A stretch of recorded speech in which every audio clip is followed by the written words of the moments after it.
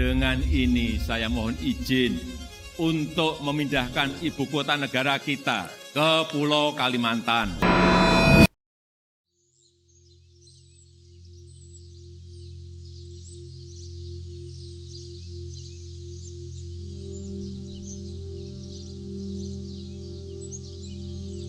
Tanggal 18 Januari 2022, DPR RI telah mengesahkan Undang-Undang tentang Ibu Kota Negara. Dalam bagian awal terdapat pasal tentang nama ibu kota baru itu adalah Nusantara.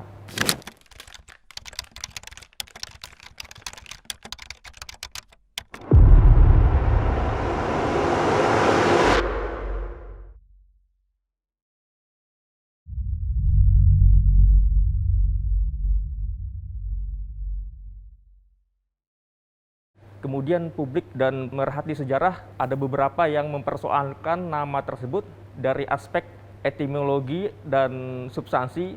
Ada yang menyatakan bahwa nama Nusantara tersebut terlihat Jawa sentris, bahkan ada yang mengatakan Keraton Jakarta sentris begitu, karena mereka mengambil perspektif bahwa Nusantara itu berasal dari kata yang dicetuskan oleh pihak Majapahit dalam konteks menghegemoni Majapahit atas daerah-daerah lain di luar Pulau Jawa begitu. Sebenarnya nama Nusantara ini memang secara etimologis berasal dari dua kata, yaitu Nusa dan Antara. Nusa berarti pulau, sedangkan ya di antara artinya bisa berarti di dalam begitu. Jadi kalau Nusantara itu bermakna pulau-pulau di antara. Ya, secara lebih detailnya itu adalah gugusan pulau. Nah, dalam konteks Kalimantan Timur yang menjadi lokasi dari ibu kota baru itu, sebenarnya dari aspek historis, di Kalimantan Timur pada tempo dulu sebelum Kerajaan Kutai Kertanegara berdiri pada abad ke-13, itu wilayahnya dinamakan Nusantara. Jadi sebelum ditemukannya Kitab Negara Kertagama pada abad ke-20, yang kemudian salah satu substansinya adalah tentang Nusantara yang menjadi wilayah taklukan Majapahit, pada abad ke-19, tepatnya tahun 1888, itu Schalke Weltrom, ilmuwan Belanda, pernah menjadi asisten residen di Oost Borneo atau Timur Kalimantan. Dia meneliti dan di dalam penelitiannya itu menyatakan bahwa dalam tradisi lisan masyarakat Kutai, itu wilayah yang ketika sudah bernama Kutai, itu dulunya dikenal dengan nama Nusantara. Jadi Nusantara ini posisi geografisnya terletak di Delta Mahakam atau muara Sungai Mahakam, berbatasan langsung dengan Selat Makassar. Terdiri dari gugusan pulau-pulau, itu ada puluhan pulau-pulau, diantaranya Pulau Kerbau, Pulau Kambing, Pulau Miang, Pulau Dinar, Pulau Nibung, Pulau Bukuan, dan lain-lain. Nah, itu menjadi pemukiman penduduk Kutai tempo dulu. Dalam tanda petik penduduk Kutai yang sebelum dikenal dengan nama Kutai begitu. Jadi tidak tepat ketika nama ibu kota baru itu bersifat Jawa sentris, karena di Kutai pun mendahului adanya nama Nusantara tersebut. Kita ingin menghadirkan pembangunan yang Indonesia sentris, bukan Jawa sentris. Karena Indonesia ini bukan hanya Pulau Jawa. Indonesia ini memiliki 17.000 pulau, 514 kabupaten dan kota, 34 provinsi, yang terbentang dari Sabang sampai Merauke, dari Miangas sampai Pulau Rote.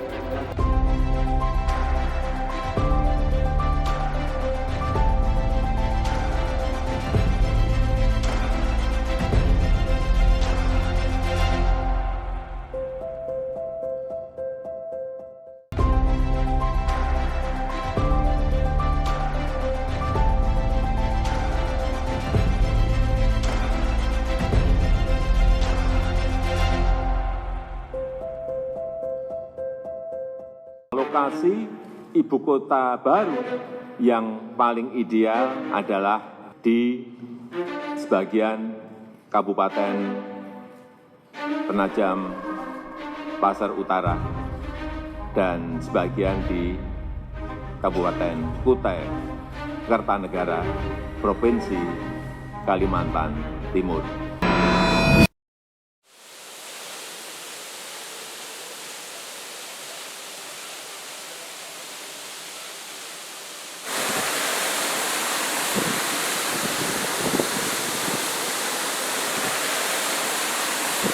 nama ibu kota baru ini adalah Nusantara, secara historis Kalimantan Timur lebih punya pertimbangan sejarahnya.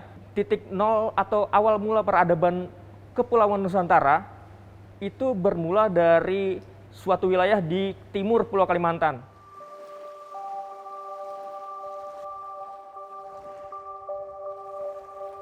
Ketika kerajaan yang menghasilkan prasasti Yupa itu dalam beberapa literatur atau pustaka itu sering disebut Kutai. Walaupun sebenarnya nama Kutai ini baru dicetuskan pada penghujung abad 13 Masehi.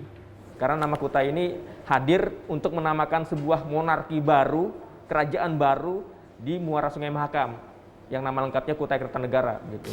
Adapun sebelum itu telah berdiri sebuah kerajaan besar juga yang pusatnya berada di Muara Kaman, agak ke dalam dari Pulau Kalimantan Timur, sekitar 100 km lah jaraknya dari ibu kota Kaltim Samarinda. Di situ pada abad keempat Masehi berdiri sebuah struktur pemerintahan yang lengkap dengan sistem kerajaan, dan di kerajaan itu menghasilkan tulisan pertama dalam sejarah peradaban Nusantara.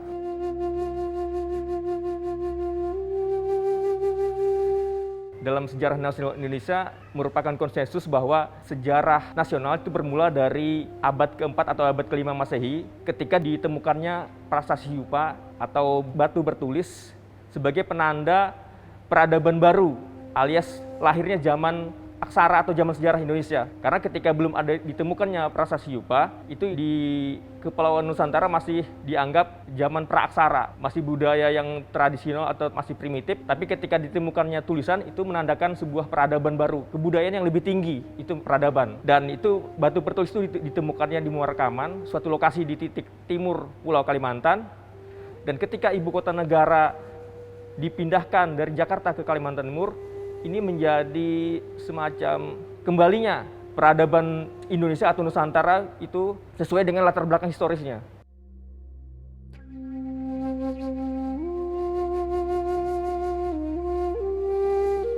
Secara khusus tadi nama Nusantara merupakan toponimi atau nama dari wilayah gugusan pulau di timur Kalimantan. Adapun kerajaan Kutai Kertanegara yang awalnya pusatnya tadi di Nusantara itu tadi, itu kemudian memperluas atau mengembangkan wilayah kekuasaannya, wilayah pengayomannya di sebagian besar wilayah administratif Kalimantan Timur yang sekarang.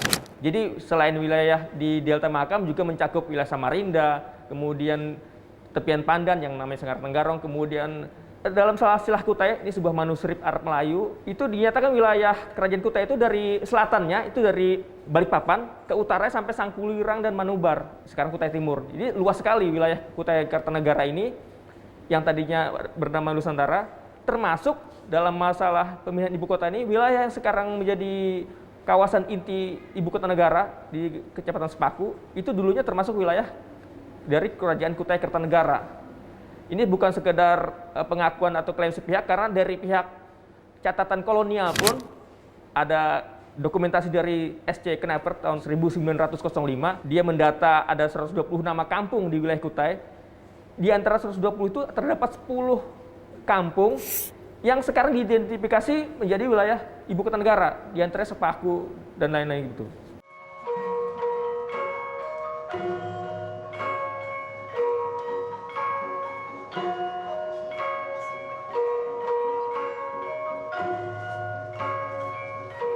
Ya, pemindahan ibu kota ke Kalimantan Timur itu seakan-akan mengulang kejayaan masa silam ketika awal mula peradaban Nusantara itu berawal di Kalimantan Timur, dan ketika ibu kota akan dipindahkan itu juga mengambil wilayah di Kalimantan Timur. Jadi mengulang sejarah sebenarnya.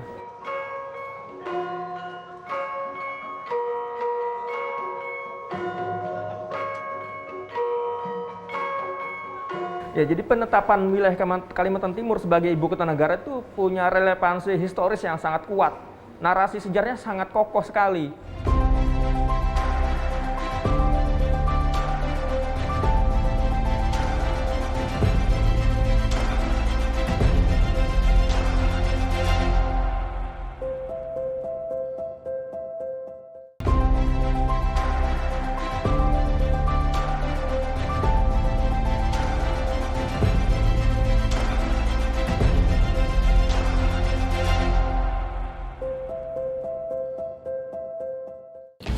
Bismillah, ini sudah dimulai. Saya hanya ingin menyampaikan sebuah optimisme bahwa ibu kota Nusantara ini telah dimulai pembangunannya.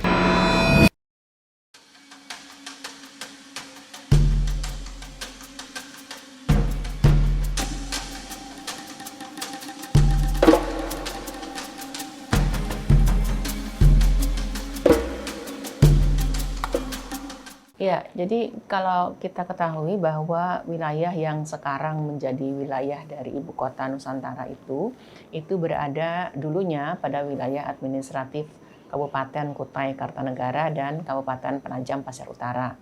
Nah, tadi seperti dikatakan bahwa sejarah menunjukkan khususnya di Kabupaten Kutai Kartanegara itu ada keberadaan kerajaan-kerajaan besar di masanya ya.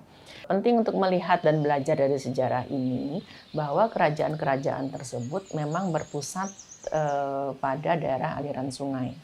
Jadi kita juga mengetahui bahwa di Kalimantan Timur, khususnya di area yang sekarang menjadi IKN dan daerah sekitarnya, itu kehidupan masyarakat dan sungai itu tidak bisa dipisahkan. Apa yang kita lihat dari situ, itu melihat bahwa peradaban itu, seperti juga di tempat-tempat yang lain tentunya, banyak peradaban besar, itu adalah peradaban-peradaban yang berada di ekosistem sungai. Nah, bagi kami di Otorita Ibu Kota Nusantara, khususnya pada Kedeputian Lingkungan Hidup dan Sumber Daya Alam, sungai juga menjadi hal yang penting.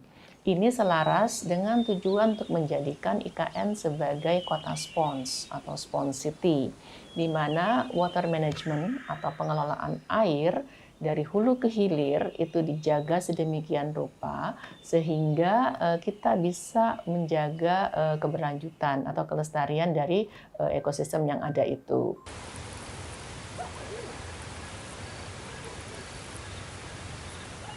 Jadi Spons City itu bertujuan untuk menciptakan sebuah sistem pengelolaan air yang dilakukan secara bijak. Artinya bijak itu adalah kita mengkonservasi air sedemikian rupa sehingga tidak terjadi penghambur-hamburan. Kita menghemat di dalam penggunaan air dan yang lebih penting lagi kita adalah menjaga agar pengendalian pencemaran dan kerusakan lingkungan pada badan-badan air itu tidak terjadi. Nah, karena itu upaya untuk melindungi daerah aliran sungai ini menjadi sebuah agenda penting yang akan kami lakukan. Kami sudah merintis berbagai koordinasi dan komunikasi. Juga sekarang sudah dimulai sebuah studi awal untuk membahas mengenai perlindungan pada daerah aliran sungai ini. Dengan demikian, kita juga ingin melihat bagaimana daerah aliran sungai yang ada di IKN, yang itu tentunya terhubung dengan daerah-daerah yang ada di sekitarnya, itu betul-betul menjadi perhatian. Karena tadi kembali lagi bahwa sejarah yang ada di wilayah ini menunjukkan bagaimana peradaban yang berbasis pada ekosistem yang ada di sungai-sungai itu menjadi hal yang penting. Peradaban yang menunjukkan bagaimana jalur transportasi, bagaimana kemudian migrasi yang terjadi sehingga wilayah ini menjadi wilayah yang multikultural, itu tidak lepas dari keberadaan transportasi sungai. Dan juga kita melihat keberadaan sungai itu juga mendukung upaya-upaya pertanian di masa yang lampau. Sehingga kita bisa melihat di tempat ini dalam sejarah ditunjukkan ini juga menjadi sebuah pusat bagi ketahanan pangan di wilayah ini.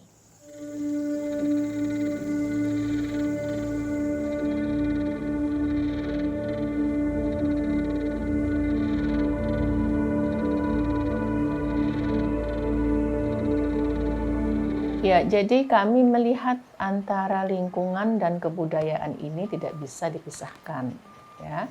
Karena pertama kita tidak bisa menjaga lingkungan kalau dalam kebudayaan kita tidak punya konsep untuk menjaga lingkungan.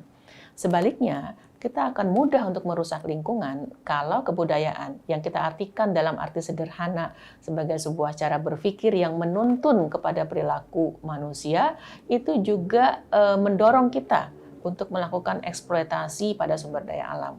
Jadi karena itu kebudayaan berperan penting di dalam perlindungan dan pengelolaan lingkungan. Menyadari pada hal tersebut, Maka kami sekarang sedang merancang sebuah kebijakan untuk memberikan pengakuan, perlindungan, dan sekaligus juga pemajuan pada kearifan lokal dan pengetahuan tradisional dari masyarakat yang berada di wilayah IKN.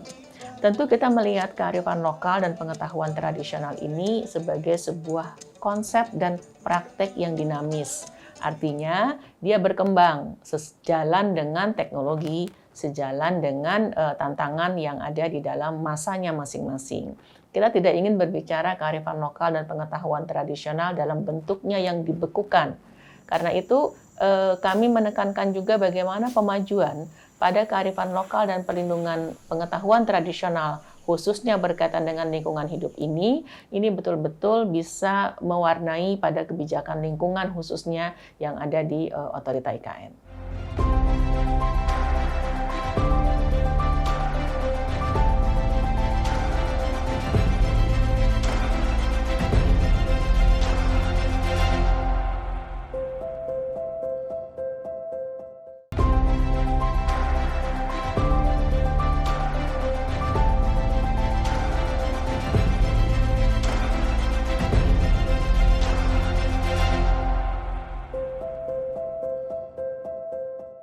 Sekali lagi, inilah showcase transformasi Indonesia. Showcase perubahan peradaban Indonesia.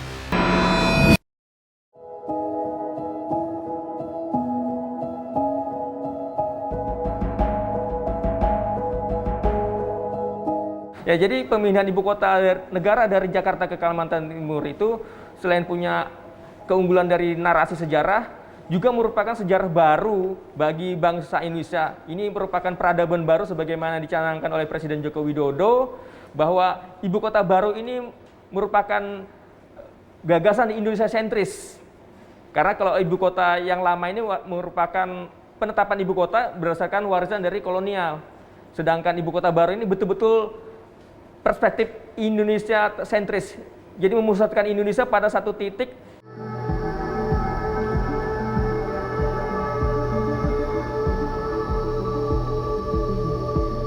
Jadi ketika Undang-Undang Ibu Kota Negara disahkan tanggal 18 Januari 2022, itu menandai sahnya atau dimulai legalisasi dari peradaban baru Indonesia yang lebih Indonesia sentris, lebih adil bagi seluruh rakyat Indonesia.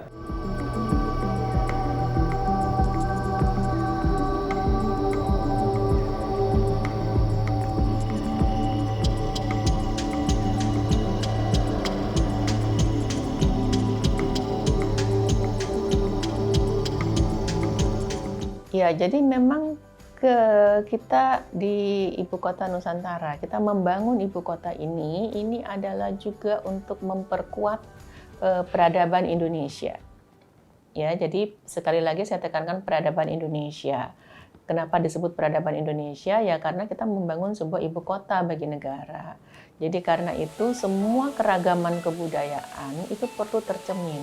Ya, meskipun demikian, kita menyadari karena berada di wilayah Kalimantan Timur, tentu juga kita perlu merefer kepada kebudayaan-kebudayaan lokal.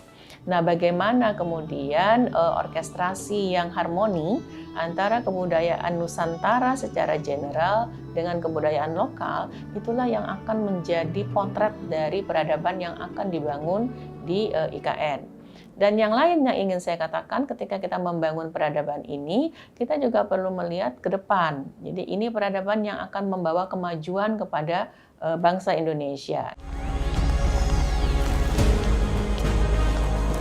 Masa depan kita dimulai dari sini. Selamat datang di Ibu Kota Nusantara. Di sini kita dapat berkumpul, berkreasi, bersosialisasi dengan saudara-saudara kita. Jadi karena itu semua perkembangan teknologi itu menjadi bagian yang inheren di dalam upaya untuk menguatkan kembali peradaban Indonesia di IKN. Dalam kaitan itulah maka IKN sebagai sebuah kota yang cerdas, yang mengandalkan kepada teknologi, yang juga memberikan ruang yang penting bagi pemajuan kebudayaan, itu menjadi hal yang kami upayakan.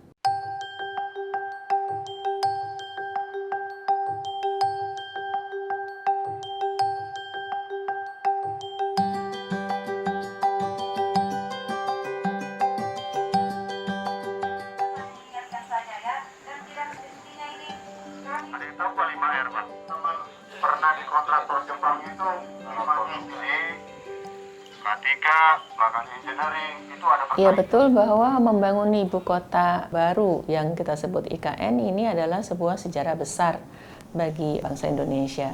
Jadi karena itu sejarah ini harus bisa diisi dengan baik oleh seluruh putra-putri Indonesia. Kita tidak akan punya lagi kesempatan yang sama seperti yang tadi disampaikan. Jadi saya sih ingin mengatakan mari kita gunakan kesempatan yang ada ini dengan sebaik-baiknya. Kita ingin dengan hati yang bersih, dengan pikiran untuk sama-sama memajukan Indonesia, mari kita gambar bersama-sama mimpi kita tentang Indonesia di satu tempat yang kita sebut IKN ini. Ayo generasi muda, mari kita membangun Ibu Kota Nusantara bersama-sama melalui inovasi dan kreativitas kita.